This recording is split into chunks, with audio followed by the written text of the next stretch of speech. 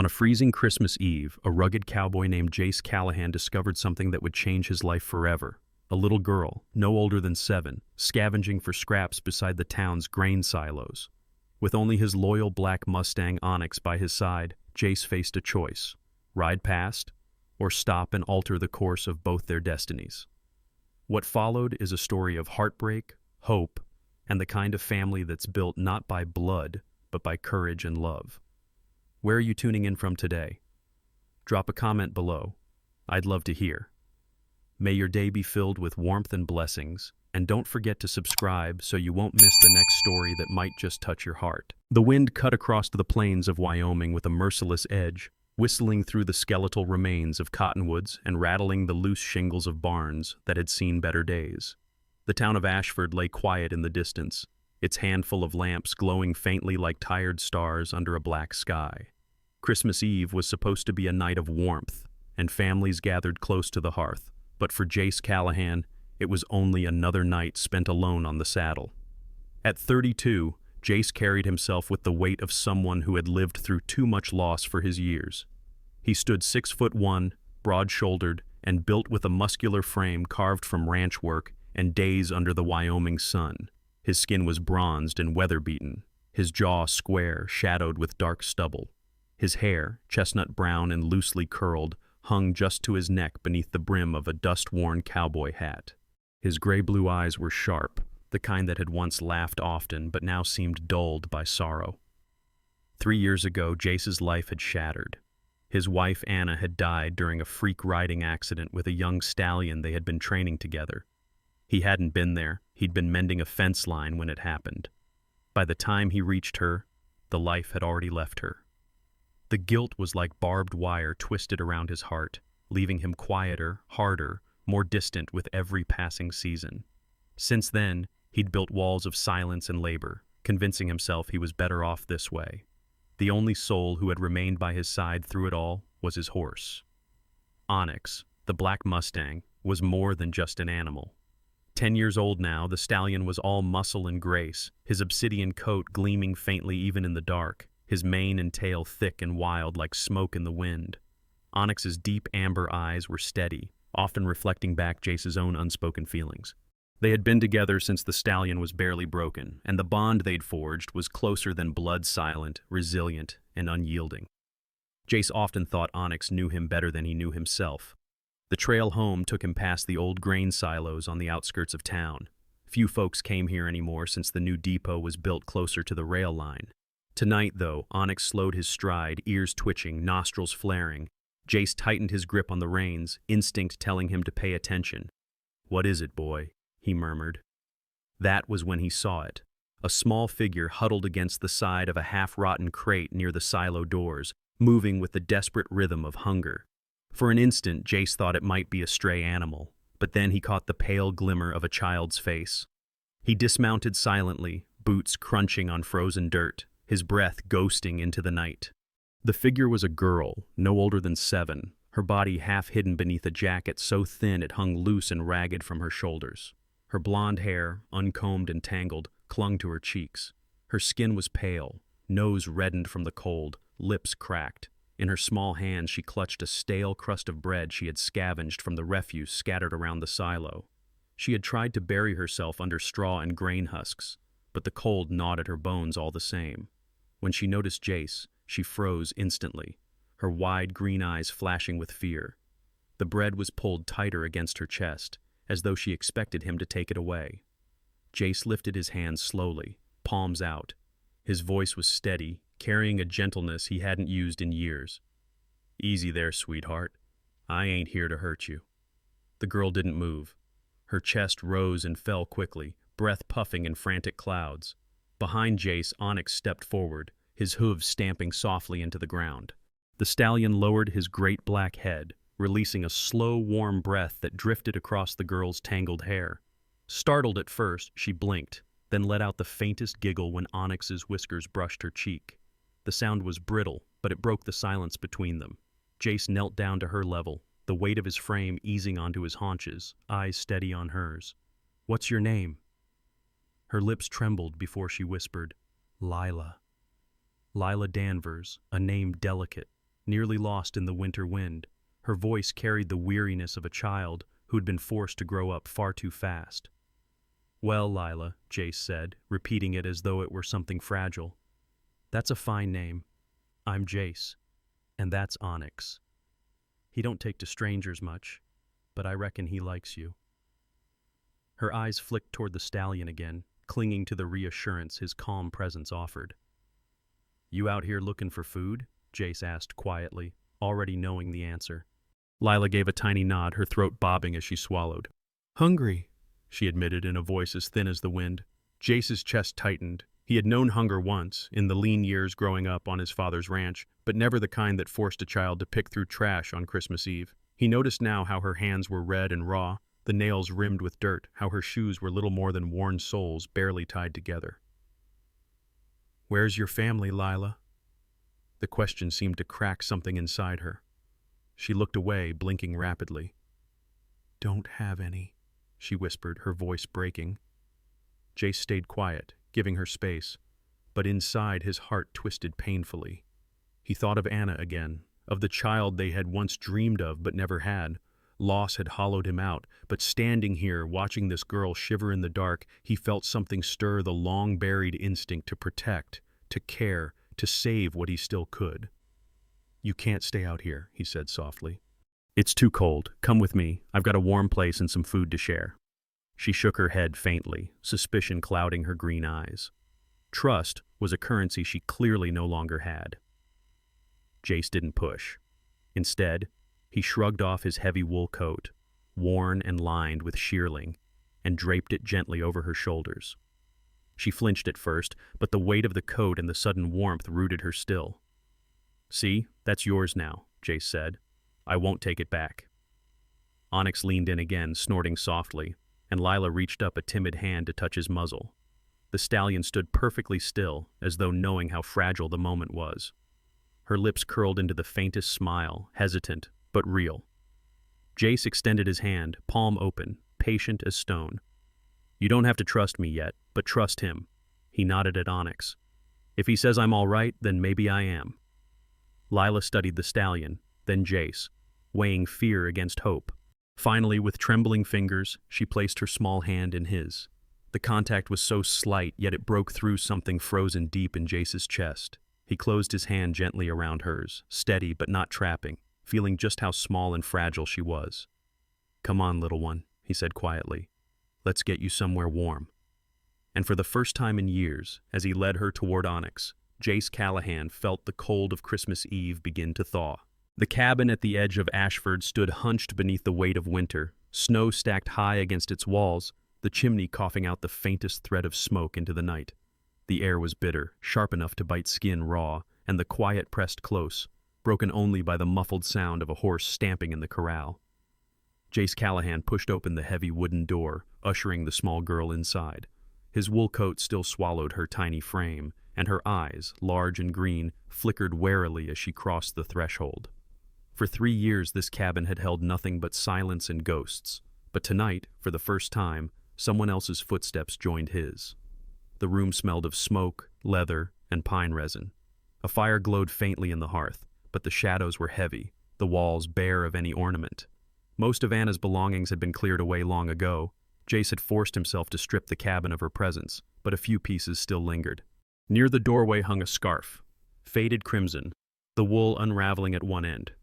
He had never quite managed to take it down. A small wooden frame turned face down against a shelf still gathered dust where his hand had placed it 3 years earlier. These remnants breathed in the room like faint embers, waiting to stir. Lila stood awkwardly, clutching the coat tighter as if afraid it would vanish. She scanned the room the way a stray animal measures distance to escape, her small shoulders hunched, legs poised to run. Jace noted it all, and the sight pinched something in his chest. He gestured toward the hearth, voice low but steady. "Go on, sit by the fire, warm yourself." She obeyed hesitantly, crouching near the flames, stretching her raw, red hands to the warmth. Her face softened slightly as the heat touched her skin, though her eyes never strayed far from him. Jace moved with slow, deliberate motions, placing a kettle over the fire, breaking apart logs, coaxing the flames higher until the cabin filled with orange glow. Onyx snorted outside, circling the corral, his silhouette visible through the frost-marked window. The stallion's presence was grounding, a dark sentinel keeping watch, and Jace felt some measure of calm knowing he was there. Still, unease pressed at him. Bringing a child into this place had not been a decision he made lightly. When he'd first seen her in the dark, he had thought to take her straight into town, maybe to Maybelle Ortiz, the stout farm widow who never turned away the needy. But then he had imagined the walk back through the storm, the cold gnawing at her thin shoes, the way her hands had clutched that crust of bread. Something in him had cracked, and before he knew it, he was carrying her here instead. Now he found himself wondering if it was foolishness or providence. He poured steaming water into a tin cup, dropped in a pinch of dried chamomile, and carried it to her. Kneeling, he offered it into her small hands. She flinched as though expecting a trick, then slowly took it, her fingers trembling around the metal. She lifted it carefully, sipping once, eyes fluttering shut at the warmth. "Thank you," she whispered, almost inaudible. Jace swallowed, the words scraping raw against memories he had tried to bury. The firelight caught the scarf near the door, and his gaze drifted. Memories came unbidden. Anna. Her laugh had once filled this room, quick and bright as summer rain. She had been bold, auburn hair flying loose as she rode, hazel eyes that always dared him to dream bigger. He remembered the morning she insisted on breaking that young buckskin colt, how he'd argued that the horse wasn't ready. She had smiled, fearless as always. An hour later, he had carried her broken body back to this cabin, blood soaking his shirt, prayers strangled in his throat. He had dropped to his knees right where Lila now sat, the fire burning as he begged her to breathe. But she never had. That day, he had turned the photo frame face down, folded away her dresses, and learned to live in silence. Nights afterward, when the grief became unbearable, he had wandered outside to the corral, thinking perhaps he would not return. And every time, Onyx had been there, pressing his warm muzzle against Jace's shoulder, nickering softly, as if tethering him to life. He owed the stallion more than he could ever repay, for Onyx had kept him breathing when nothing else did. Now, watching Lila sip the tea, her lashes heavy with exhaustion, Jace felt the edges of that same silence cracking. She wasn't Anna, and she wasn't the child he and Anna had dreamed of. Yet her presence filled the cabin with something raw and undeniable. He cleared his throat. "You can rest here tonight," he said. "Fire will keep you warm." Her eyes narrowed faintly, suspicion returning, but she nodded, curling deeper into the coat. Still, Jace noticed how she tucked the remains of her bread into the coat pocket before lying down, hoarding it like a secret treasure. The sight made his throat tighten. She was too practiced at surviving hunger, too small to carry such instincts. Onyx's shadow shifted at the window again, and Lila's gaze followed. She whispered, "He's beautiful." Jace allowed himself a faint smile. "Aye. He's been with me near 10 years. Strongest horse I've ever known. Smarter, too." She yawned, blinking slowly. "Does he ever get lonely?" Jace paused. He had never been asked that before. "Sometimes," he admitted, his voice quiet. "But he's never left my side. On nights when I thought I couldn't make it, he was there." Lila looked back at him then, her eyes reflecting the flames, fragile yet intent. "Like he's there for you," she said softly. "Like he was for me tonight." The words struck him with a force he hadn't expected. She turned onto her side after that, eyes fluttering closed, the scarf of his coat bundled around her chin. Within moments, her breathing slowed into the rhythm of sleep. Jace sat there a long while staring into the fire. His chest ached with old grief, but for the first time in years it was joined by something else, something alive, fragile, terrifying. He rose quietly, stepping outside into the icy night.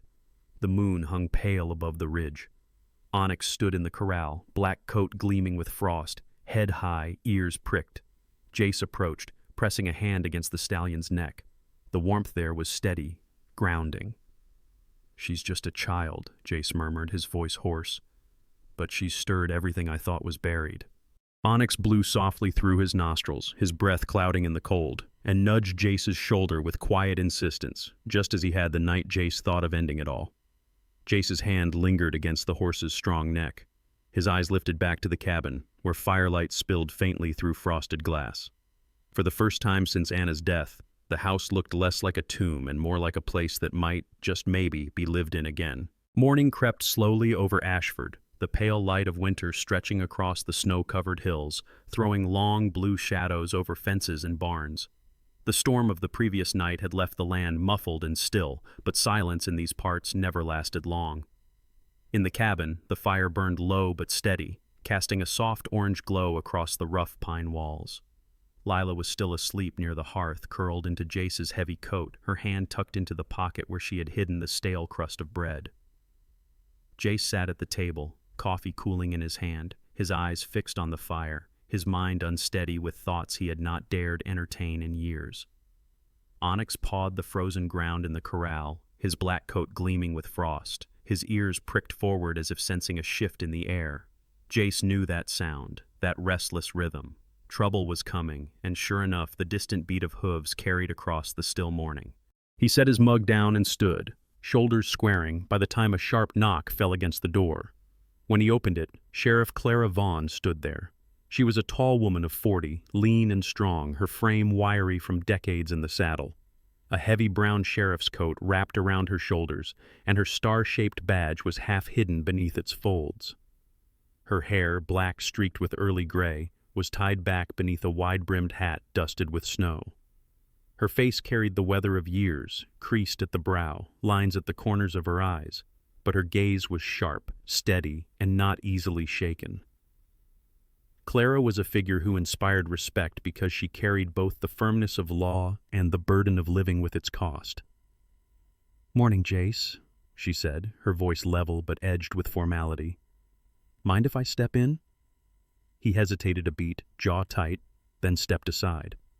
Clara entered, her boots thudding against the wood floor.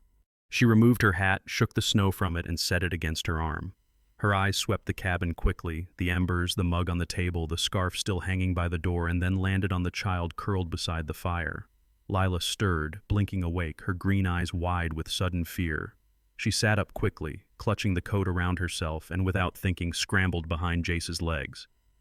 Clara's stern gaze softened for the briefest moment, but her voice remained steady. "So it's true," she said quietly. "There's word in town about a missing girl. And here she is." Jace's jaw worked as he folded his arms across his chest. "She was freezing out there, Clara, dumpster behind the silos, hungry, alone. I couldn't just leave her."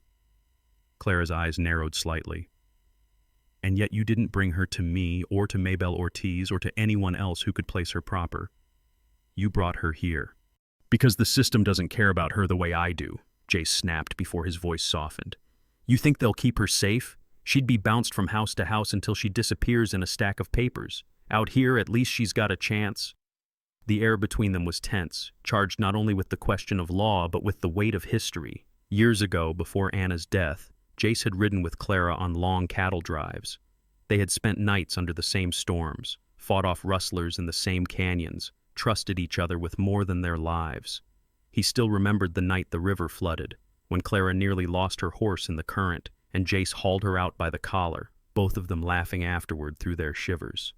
They had been allies then, comrades bound by dust and danger, but after Anna's death, Jace had walled himself off, and Clara had respected his distance, even as she carried the badge of Ashford. Now, standing across from him in the cabin, the bond remained but strained under the weight of the present moment. Clara crouched slightly, leveling her gaze toward Lila. "What's your name, sweetheart?" she asked, her voice softer. The girl peeked out from behind Jace, eyes glistening, her lips barely moving. "Lila." Then, almost instinctively, she pressed herself against Jace's side, her small hand clutching the fabric of his shirt as if he were the only barrier between her and the world. Clara straightened, her expression tightening. "You see what this looks like, Jace? A man hiding a child who's been reported missing. Folks will want answers, and the law doesn't bend easy." Jace stepped closer, his voice quiet but firm. "And you see what she's holding on to. Look at her eyes, Clara. You think she trusts anyone else? She's terrified of being passed around again. I'm not asking for forever, just for now. Just long enough to prove I can keep her safe." Clara rubbed a hand over her brow, the conflict etched across her face. "You put me in a hard place. I swore an oath, Jace. If I turn my head, I risk my badge, maybe more. And yet..." Her gaze lingered on Lila, the child's trembling shoulders, the way she hid behind Jace. I can't deny what I see either. The fire popped in the silence, throwing sparks upward. Outside, Onyx pawed the frozen ground, his breath steaming, his dark frame pacing along the fence line. Clara glanced out the window at the stallion, the image of strength and loyalty unmistakable. "That horse of yours," she said softly, almost to herself, "always did stand guard like a sentinel." Jace followed her gaze. "He's been the one thing I could count on. Nights when I almost gave up, he pulled me through. You know what that means, Clara." She exhaled, eyes closing briefly as though weighing the scales of her duty against her heart. Then she looked back at him, her voice quieter now. "You've always been stubborn, always made me second-guess the straight lines of things." She stepped closer, lowering her voice so only he could hear. "If anyone asks, I didn't see her here, but Jace, this silence costs me. Don't make me regret it." Jace inclined his head, gratitude unspoken but clear in his eyes. "I won't." Clara set her hat back on, pulling the brim low against the glare of the snow. She cast one last look at the child Lila now drifting toward sleep again by the fire, and her face softened just slightly before hardening into the mask of the law once more. She opened the door, the cold rushing in, and stepped outside. Onyx whinnied as she mounted her horse, the black stallion trotting along the corral fence, watching as though to mark her departure.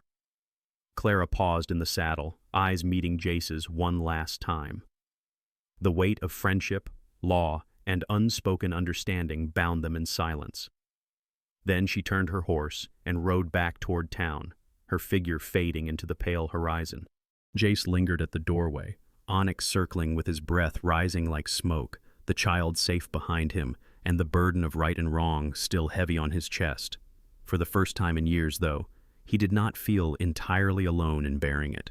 Winter in Ashford moved slowly, the days marked not by clocks, but by the soft light through the cabin windows, and the sound of the wind combing across the drifts outside. After Clara's visit, the house no longer felt like a tomb.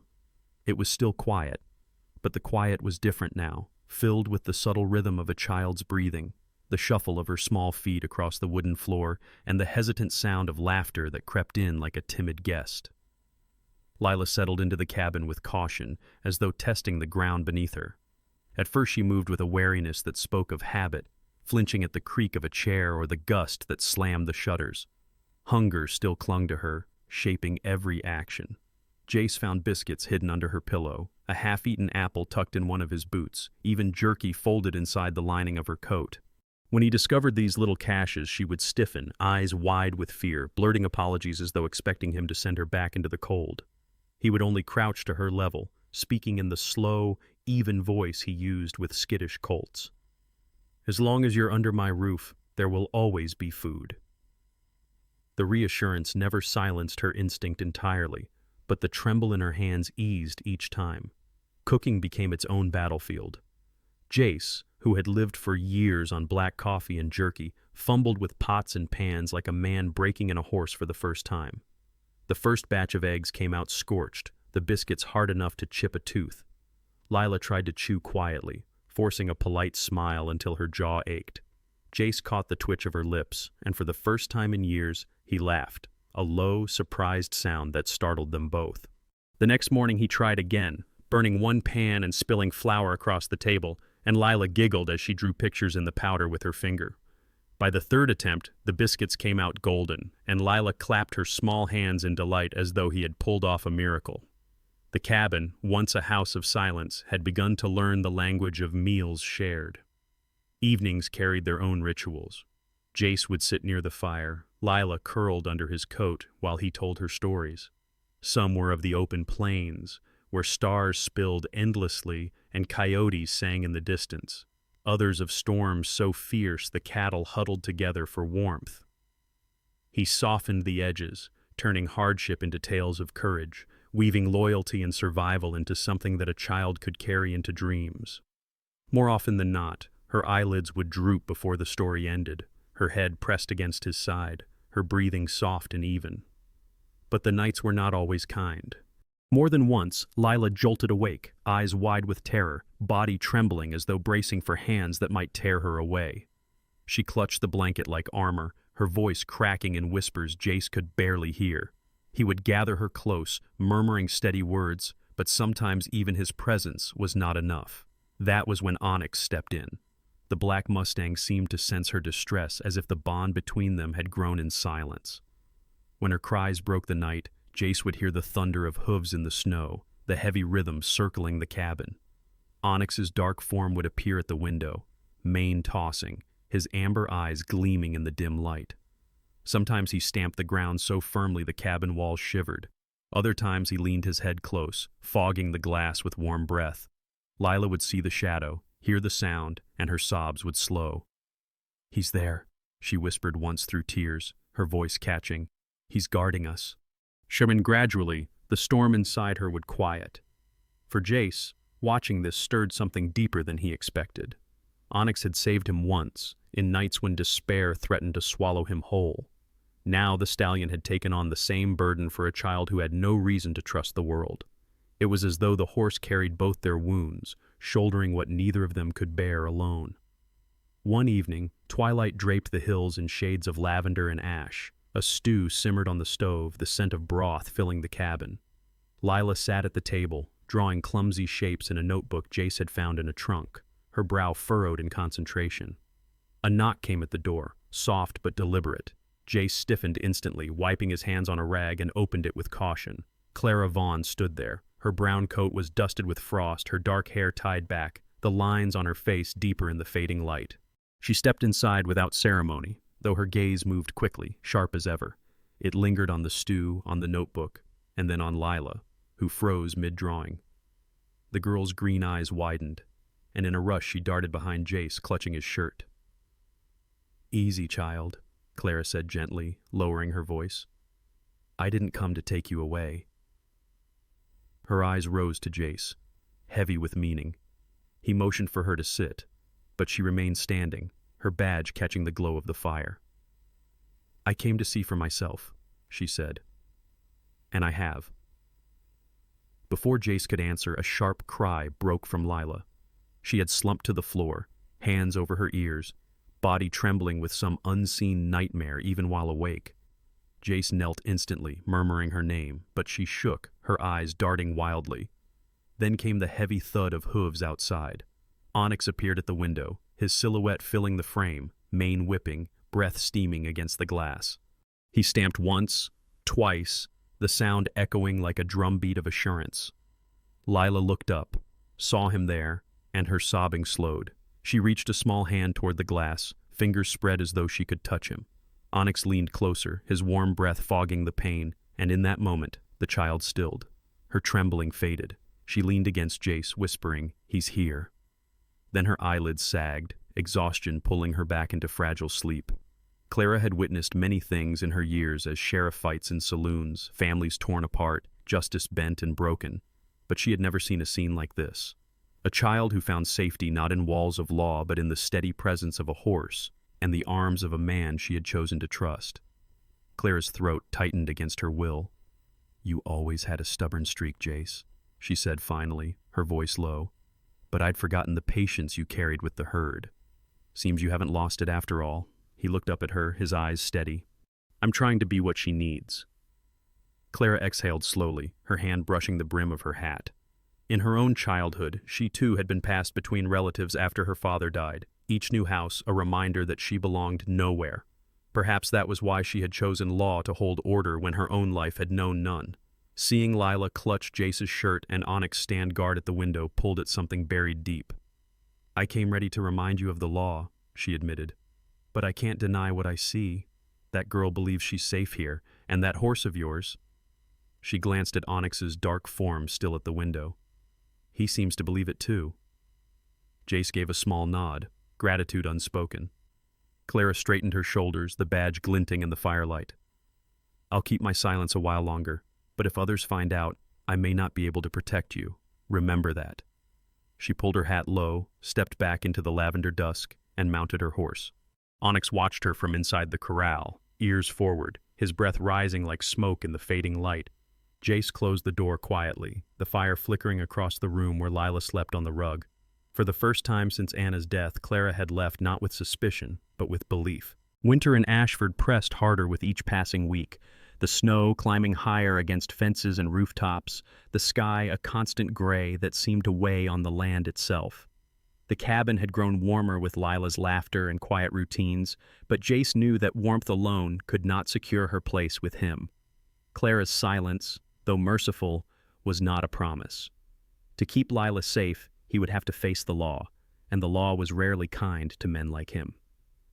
So one brittle morning, with frost silvering the world, Jace saddled Onyx and rode into town. He left Lila in the care of Maybelle Ortiz, the sturdy, warm-hearted widow, who always seemed to know when a child needed extra bread or a hug. The town was quiet under the weight of winter, smoke drifting from chimneys, but suspicion followed Jace as he walked into the county office. The building was plain, its paint peeling, its flag snapping stiffly in the wind. Inside, the air smelled of ink and dust. At the counter sat Mr. Thorne, a thin man in his 30s with wire spectacles and a permanent expression of disapproval etched into his narrow face. He eyed Jace like one would eye a stranger in church. "You're here about the girl," Thorne said flatly as Jace handed over the paperwork. "Mr. Callahan, you are unmarried, you live on the outskirts, your work is seasonal, and you keep no staff. The department will require a home study, psychological evaluation, financial assessment, and references from the community. I must tell you, such cases rarely end favorably." Jace stood steady, his hands rough from years of rope and rain, and said only, "I'll do whatever it takes." He signed his name, each stroke heavy with determination. The weeks that followed tested him harder than any trail or storm. Inspectors arrived at the cabin with their polished boots and sharp pencils, their eyes scanning the walls, the floor, even the way Lila's bed was tucked. One, a tall woman with hair pulled in a severe bun, asked endless questions. Where were medicines kept? What escape plan existed for fire? How did he intend to educate a child in a place so far from town? Jace answered patiently, though each question felt like a rope tightening around him. In town, whispers trailed behind him. At Riley's saloon, the owner himself, a heavy-set man with a booming laugh when others failed, muttered that Jace was playing house to impress the sheriff. At the mercantile, Mabel the seamstress, sharp-tongued and always watching, shook her head when Jace bought school supplies, whispering to a friend that a girl deserved better than a broken cowboy. Every sideways glance was a reminder. The town did not yet trust him with something as precious as a child. Yet in the cabin, life pressed on. Jace learned to braid Lila's hair with clumsy fingers, to measure her growing appetite with better meals, to sit beside her when nightmares stirred. And Onyx remained ever present, watching from the corral, a sentinel as much for Jace as for the girl. It was during one of the harshest storms that doubt and judgment shifted. The sky darkened early, clouds heavy and low. Snow fell in blinding sheets. The wind howled through the pines, and by nightfall the land was buried in white fury. Jace had just latched the shutters and stoked the fire when frantic pounding shook the cabin door. He opened it to find Tom Walker, a neighbor in his 50s, gaunt and frantic, snow clinging to his beard. "Jace!" Tom gasped, his breath ragged. "The roof gave way under the weight. Ellen and the boy are trapped. We'll freeze if we stay." Without hesitation, Jace pulled on his coat and gloves, his jaw set. He turned to Lila, crouching so his eyes met hers. "Stay by the fire, sweetheart. Maybelle will be here soon. I'll be back." She clutched his sleeve, fear shining in her eyes, but she nodded, trusting him. Moments later, Jace was astride Onyx, the stallion plunging into the storm with powerful strides.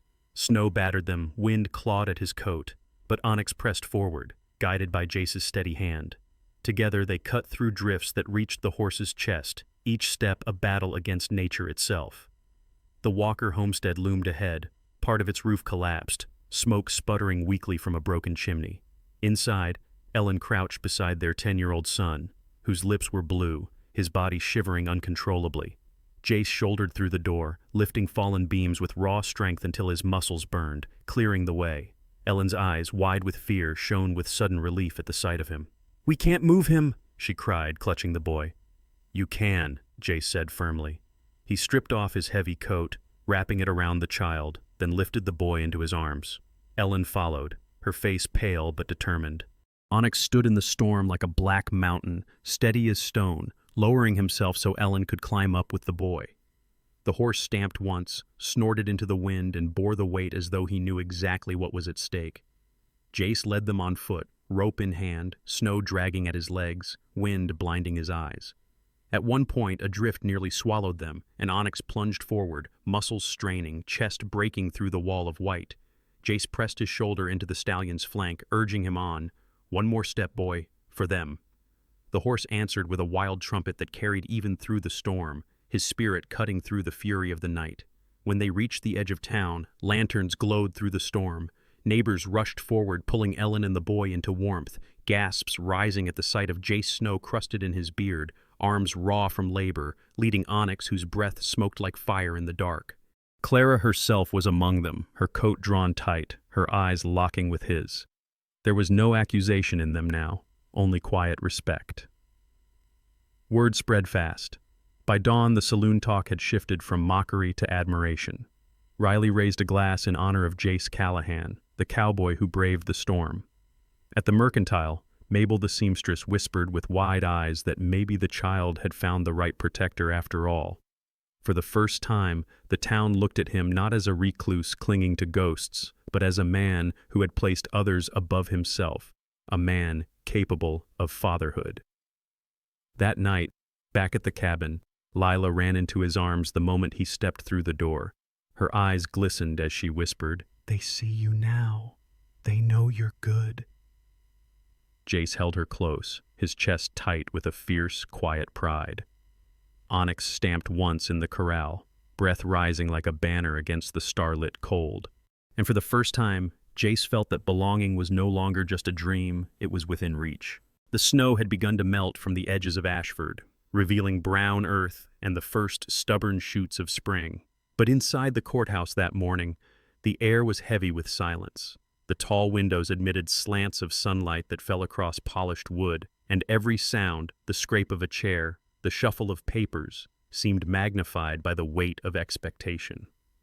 After months of waiting, Jace Callahan stood on the edge of the moment that would decide Lila's future. He wore his plain brown jacket, hat in hand, his broad frame steady but his jaw tight. Years of solitude had carved lines into his face, but his eyes now held something different, something alive. Beside him sat Lila, her blonde hair neatly brushed, a blue dress sewn by Maybelle Ortiz draped over her thin shoulders. She sat close enough that her small hand brushed his, and each time she glanced up, Jace lowered his gaze to reassure her with the faintest nod. At the front of the room, Judge Eleanor Hartman presided. She was in her late 50s, gray hair pinned in a bun, spectacles balanced low on her nose, her stern demeanor softened by eyes that had seen both cruelty and compassion. On one side of the bench sat Mr. Thorne, the state's attorney, his spectacles gleaming, his expression skeptical. Clara Vaughn stood against the wall in her sheriff's coat, hands clasped, her face unreadable. In the back sat Tom Walker with his wife and son, May Bell beside them, and several townsfolk who had once whispered doubts about Jace, but had come now to watch. The proceedings began with Thorne laying out the case. His voice was clipped and precise. "Your Honor, while Mr. Callahan has provided temporary care, the fact remains. He is unmarried, lives in isolation on the outskirts, and has no formal experience raising children. The department's position is that placement with a foster family in town would provide a more stable environment." The words hung heavy, each one a reminder of how Jace had been judged for years by his solitude, his silence, his grief. But when the judge nodded for him to speak, he rose, setting his hat on the table. "I'm not a man for fine speeches," Jace said, his deep voice steady, "but I know what it means to lose everything, and I know what it means to find something worth fighting for again. When I found Lila, she was cold, hungry, and alone. Since then, I've watched her laugh again, learn again, trust again. I've given her food, stories, a roof, but more than that, I've given her my word that I won't walk away. That's not just guardianship, that's family." Before Thorne could respond, Clara stepped forward. For months, she had remained silent, torn between duty and instinct. Now her voice carried the weight of both. "Your Honor, I came to that cabin intending to take the child away. I found a man I thought I knew, a cowboy who shut himself off from the world. But I also saw a girl who clung to him as if he were her only safety.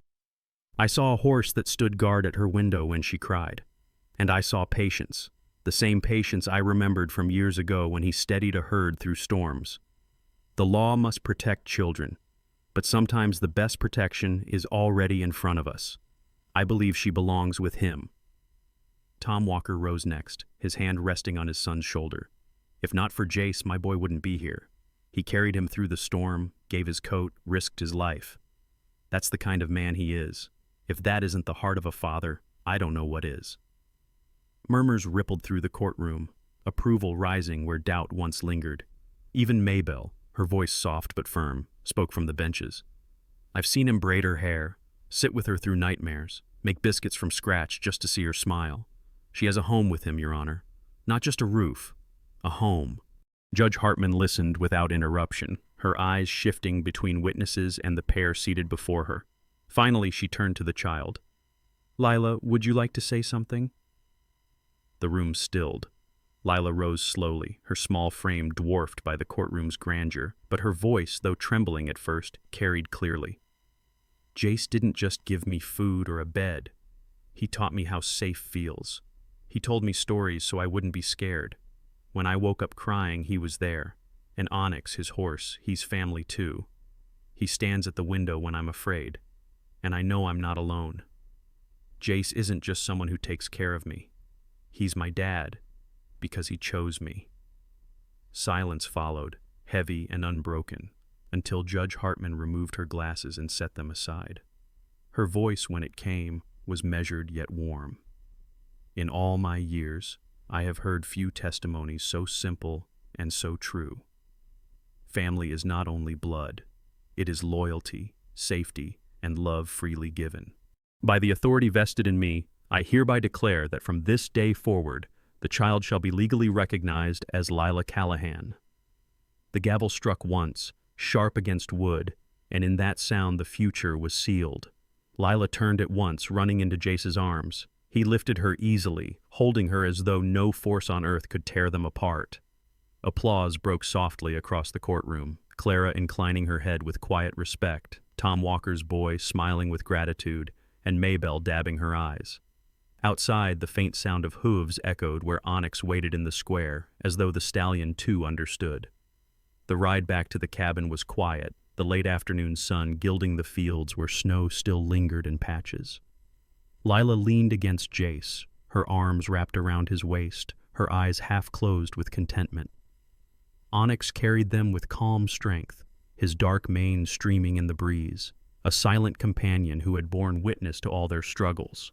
When they reached home, Lila hurried inside with the energy only a child could summon after such a long day. She sat by the fire, pulling out paper and crayons Maybelle had given her weeks before. Her tongue peeked from the corner of her mouth as she worked with fierce concentration.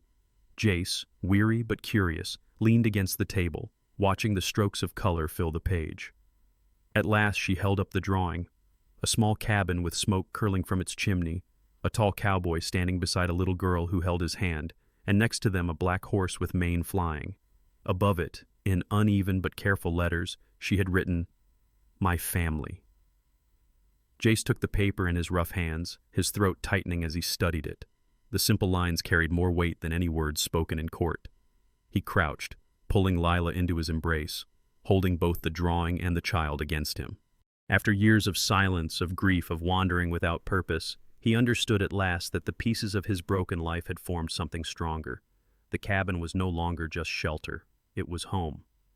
And in that moment, Jace Callahan knew that through a child's love, a horse's loyalty, and the choice to stay when it mattered most, he had found not only a daughter but the true family his heart had been searching for. Sometimes God's greatest miracles arrive in the quietest moments. A lonely cowboy, a frightened child, and even a faithful horse can be the instruments through which he reminds us that no one is ever truly forgotten. In our everyday lives, it is easy to overlook the people who need us most, but if we open our hearts and listen to God's whisper, we can become the answer to someone's prayer. This story is not just about Jace and Lila. It is about the way God takes broken pieces and shapes them into something whole. It is about second chances and the gift of family born not of blood, but of love and faith. If this story touched your heart, I invite you to share it with others, leave a comment, and subscribe to the channel for more stories of hope.